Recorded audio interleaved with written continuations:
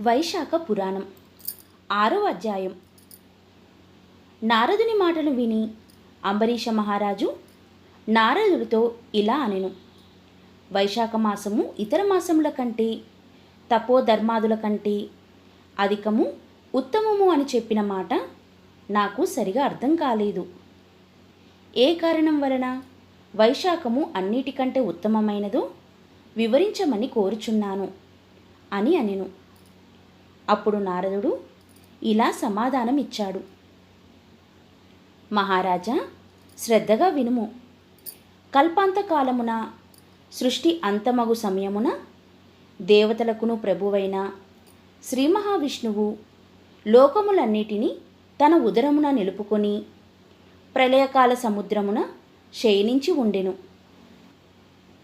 జీవరూపమున అనేకత్వమునందిన తన మహిమను తన యందే ఉపసంహరించుకొని ఉండెను. నిద్రాంతమున వేదములు శ్రీ మహావిష్ణువును మేల్కొల్పినవి. దయానిధియగు శ్రీమన్నారాయణుడు శృతి ప్రబోధమున మేల్కొని తన ఉదరమందున్న సర్వజీవలోకములను రక్షింపనెంచెను. తన ఉదరమున విలీనమయ్యున్న ప్రాణకోటికి తగిన కర్మ ఫలప్రాప్తికై సృష్టిని ప్రారంభింపవలేనని కోరిక కలగగానే సర్వలోకాశ్రయమైన సువర్ణ పద్మము ఆయన నాభి నుండి వెలువడెను. విరాట్ పురుషునకు చెందినవాడగు బ్రహ్మను పురుషనామంతో సృష్టించెను. అతనితో పాటు 14 భువనములను కూడా సృష్టించెను. భిన్న విభిన్నములగు కర్మలను ఆశ్రయించిన వివిధ ప్రాణులను, వారి కర్మ ఫలానుకూలముగా త్రిగుణములను, ప్రకృతిని, మర్యాదలను, రాజులను, వర్ణాశ్రమ విభాగములను, ధర్మ విధానమును సృష్టించెను. పరమేశ్వరుడగు శ్రీమన్నారాయణుడు తన యజ్ఞారూపములుగా చతుర్వేదములను, తంత్రములను, సంహితలను, స్మృతులను, పురాణ ఇతిహాసములను ధర్మరక్షణకై సృష్టించెను. వీనిని ప్రవర్తింపజేయుటకై ఋషులను కూడా సృష్టించెను. ఋషులు ఆచరించి ప్రచారము చేసిన వర్ణాశ్రమ ధర్మములను తమకు తగినట్లుగా ప్రజలు ఆచరించుచు సర్వేశ్వరుడగు శ్రీ మహావిష్ణువునకు సంతోషము కలుగునట్లుగా ప్రవర్తించుచుండిరి. సర్వోత్తమములగు తమ తమ వర్ణాశ్రమ ధర్మములను ఆచరించుచు ప్రజలను వారి ధర్మాసక్తిని, ధర్మాచరణములను తాను స్వయంగా చూడవలెనని భగవంతుడు తలచెను. అప్పుడు ఈ విధంగా ఆలోచించెను. తాను సృష్టించిన వర్షాకాలము, వర్షముల వలన బాధలుండుటచే పీడింతులగు ప్రజలు ధర్మాచరణము సరిగా చెయ్యలేరు.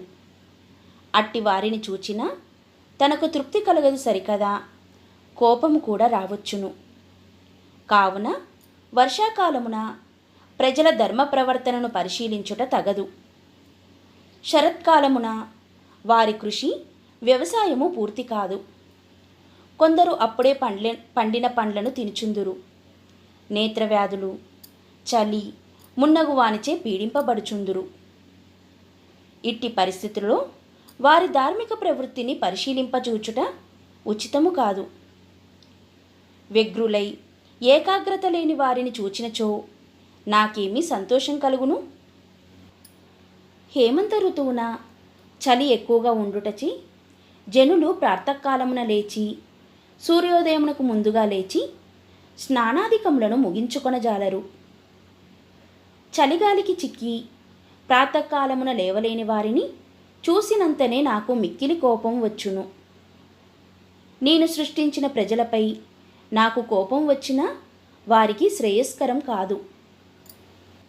శిశిర ఋతువున ప్రజలను చూడబోయినచో ఎట్లుండును? చలి మిక్కుటుముగా నుండు ఆ కాలమున ప్రజలు సూర్యోదయమునకు ముందుగా లేవజాలరు. ఆ కాలమున తమకు కావలసిన ఆహారమును వండుకొనుటకు సోమరులై పండిన పండ్లను తినుచుందురు. అనగా సులభముగా లభ్యములగు ఆహారములకు ఇష్టపడుచుందురు. చలికి భయపడి స్నానమునే మానువేయి స్వభావము కలిగియుందురు. స్నాన విముఖులైన వారు చేయగలిగిన సభక్తికమైన కర్మకలాపములు ఎట్లుండును? ఈ విధముగా చూసినచో వర్షాకాలం నుండి శిశిరము వరకు ఉండు కాలమున వివిధములైన ప్రాక్తన కర్మలకు లోబడిన ప్రకృతి వివశులైన ప్రజల నుండి భక్తిపూర్వక కర్మధర్మానుష్ఠానమును ఆశింపరాదు. వసంతకాలము స్నానదానములకు, యాగభోగములకు, బహువిధ ధర్మానుష్ఠానములకు అనుకూలమైన కాలము మరియు ప్రాణదారులకు ఆవశ్యకములగు ఆహార పదార్థములు సులభముగా లభ్యములగును. సులభమైన ఏ వస్తువు చేతనైనను తృప్తి నందవచ్చును. ఈ విధమునైనచో సర్వప్రాణిగతమైన జీవాత్మకును ఏదో ఒక విధముగా నీటిని, పండ్లను దానము చేసిన సంతృప్తిని కలిగించి ఆ విధముగా సర్వవ్యాపినగు నాకును సంతృప్తిని కలిగించును. ఆ అవకాశము ప్రజలకు సులభ సాధ్యమై ఉండును. కర్మిష్ఠులగు భక్తులెల్లప్పుడూ కర్మపరాయణులై ధర్మవ్రతము నాచరించుదురు. అది చేయలేని వారికి వసంతకాలము కర్మధర్మానుష్ఠానములకు తగినది. వసంతకాలమున సర్వ వస్తువులను సులభ సాధ్యములగుటచి ధర్మకర్మల అనుష్ఠానము దానధర్మ భోగములకు యుక్తమైన కాలము. నిర్ధనులు, అంగవైకల్యము కలవారు, మహాత్ములు మున్నగు సర్వజనులకును నీరు మొదలగు సర్వ పదార్థములు సులభమగును. దాన ధర్మాదులకు ప్రజలు కష్టపడనక్కర్లేదు. పత్రము, పుష్పము, ఫలము, జలము, శాకము, పుష్పమాల, తాంబూలము, చందనము, పాద ప్రక్షాళనము వీటిని దానము చేయవచ్చును. దానము చేయునప్పుడు వినయము, భక్తి మున్నగు గుణములు ఉండవలెను. దానము తీసుకుని వ్యక్తి సాక్షాత్తు శ్రీ మహావిష్ణువని భక్తి భావన ముఖ్యము. అట్టి భావనే విలువ కట్టరానంత పుణ్యమునిచ్చెను అని భక్త సులభుడు దయాశాలియగు శ్రీ మహావిష్ణువు ఆలోచించి శ్రీ మహాలక్ష్మితో కలిసి లోక సంచారమునకై బయలుదేరెను. పుష్పఫల పూర్ణములగు అడవులను, పర్వతములను, లతాతరువులను, జలపూర్ణములైన నిర్మల ప్రవాహము కల నదులను, తుష్టిపుష్టి కల ప్రజలను చూచును. ఉత్తమములగు మునులాశ్రమములను, అందున్న ధర్మకర్మానుష్ఠాన పరులగు మునులను, వనగ్రామ నగరవాసులై భక్తియుక్తులైన జనులను, పవిత్రతను అందమును కలిగించు ముగ్గులు మున్నగు వానితో ఇండ్ల ముంగిళ్లను, ఫలపుష్పాదులతో వ్రతములాచరించు భక్తులతో నిండి సందడిగానున్న తోటలను శ్రీ మహావిష్ణువు లక్ష్మీ సమేతుడై తిలకించును. భక్తియుక్తులై వినయాది గుణములతో వ్రతములనాచరించు యథాశక్తిగా దాన ధర్మములను చేయుచు అతది అభ్యాగతులనాదరించు ధర్మాత్ములను, పుణ్యాప్తులను, కర్మపరాయణులను, మహాత్ములను అందరినీ చూచును. అభ్యాగతుడై అతిథి అయి బహురూపములతో వచ్చి ప్రజల ధర్మ కర్మానుష్ఠానములలో పాలు పంచుకొనును. సంప్రీతుడై అఖండ పుణ్యమును, అఖండ భోగభాగ్యములను, సర్వసంపదలను, తుదకు ముక్తిని స్వయముగా అడగకనే వారి వారి భక్తియుక్తులకు, దానధర్మములకు, పూజాధికములకు సాఫల్యమునిచ్చి అనుగ్రహించును. దురాచారులు, సోమరులు మున్నగు వారైనను సత్కర్మలనాచరించి యథాశక్తి దానధర్మములను చేసినచో వారి పాపములను నశింపజేసి పుణ్యమును లేక సుఖములను ఇచ్చును. అట్లు కాక దుష్టులై, సోమరులై నిర్లక్ష్యముగా నున్నచో ఎంతటి వారైనను యథోచితముగా శిక్షించును. కావున సోదర మానవులారా, మనమెట్టివారైనను, మన శక్తి ఎట్టిదైనను నిశ్చలమైన భక్తితో శ్రీ మహావిష్ణువును ఆరాధించి యథాశక్తిగా దానధర్మములను ఆచరించి శ్రీ మహావిష్ణువు దయను పొందుట మన కర్తవ్యము. కావున చంచలమైన మనసును అదుపులో ఉంచుకొని యథాశక్తిగా పూజ, దానధర్మములను భక్తి వినయములతో, శ్రద్ధాసక్తులతో బలవంతముగా అయినా ఆచరించి శ్రీహరి అనుగ్రహమును పొందుటకు ప్రయత్నించుట మన ముఖ్య కర్తవ్యము, ధర్మము, బాధ్యత. ఇట్లు లోక సంచారము చేయు లక్ష్మీ సహితుడగు శ్రీ మహావిష్ణువును స్తుతించుచు సిద్ధులు, చారణులు, గంధర్వులు, సర్వదేవతలు కూడా వెన్నంటియుందురు. తమ తమ ధర్మములను ఆచరించుచు భక్తితో వినయముతో దాన ధర్మములను వ్రతములను చేయు అన్ని వర్ణముల వారిని, అన్ని ఆశ్రమముల వారిని చూచిన వారును సంప్రీతులై శ్రీ మహాలక్ష్మి సమేతుడై ఇంద్రాది సర్వదేవతా పరివేష్టితుడై చైత్ర వైశాఖ జ్యేష్ఠాషాఢ మాసములయందు భూలోక సంచారము చేయుచు శ్రద్ధాసక్తులతో వ్రతములను పూజలను చేయుచు శక్తానుసారము దాన ధర్మములు చేయువారందరినీ అనుగ్రహించుదురు. కోరికలను మించి వరములను ఇచ్చెదరు.